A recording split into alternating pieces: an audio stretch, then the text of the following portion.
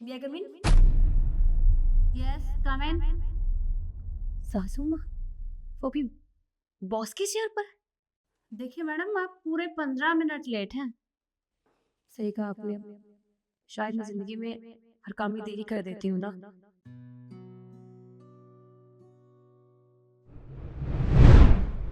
शिखा, 3,000 रुपए दियो। मैं बाहर जा रहा हूँ जॉब ढूंढने के लिए। तुम्हें शर्म नहीं आती ना? एक बात बताओ, कब तक पलोगी मेरे पापा के दिए हुए पैसों पे? हाँ, ये मेरे पैसे हैं दहेज के, तुम्हारे नहीं है। देख शिखा, मैंने सिर्फ तुझसे 3,000 रुपए मांगे हैं। और हाँ, मेरी जॉब लग जाएगी ना तो मैं तेरे सारे पैसे वापस कर दूंगा।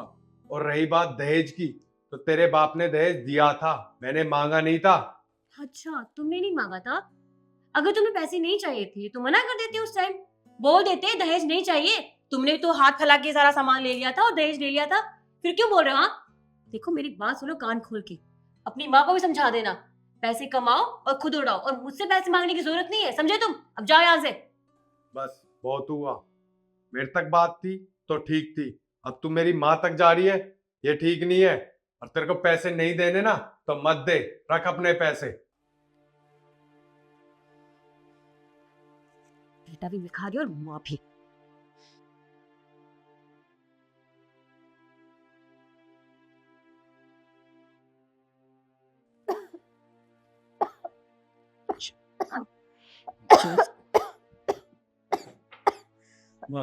पानी।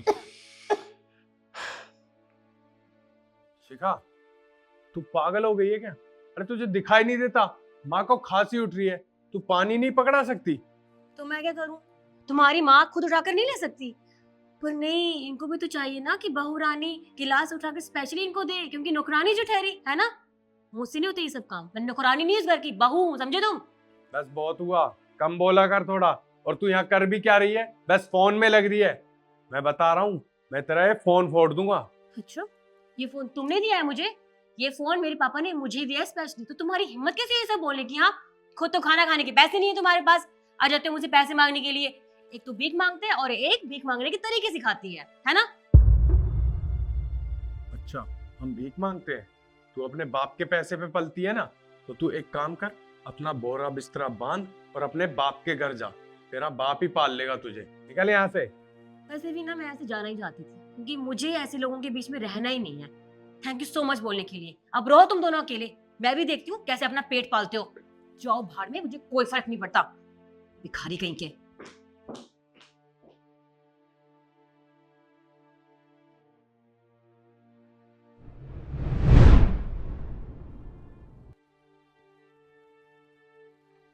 देखिए, मुझे नहीं पता कि आप किस बारे में बात कर रही हैं। बैठिए। Thank you.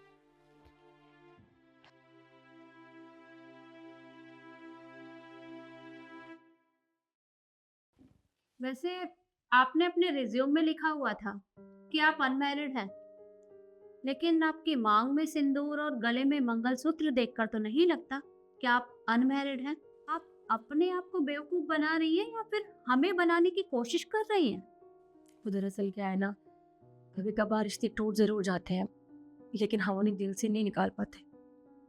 देखिए सासू माँ, मुझसे मुझे बहुत गलती हुई है, मैं जानती हूँ, लेकिन प्लीज, क्या आप मुझे माफ नहीं कर सकती? क्या आप मुझे दूसरा मौका नहीं दे सकती? देखिए, मुझे नहीं पता कि आप किस बारे में बात कर रही हैं, तो फिर काम की बात कर लेते। माँ, मैंने वो शर्मा जी की फाइल सबमिट करा दी है, आप देख ले। लेकिन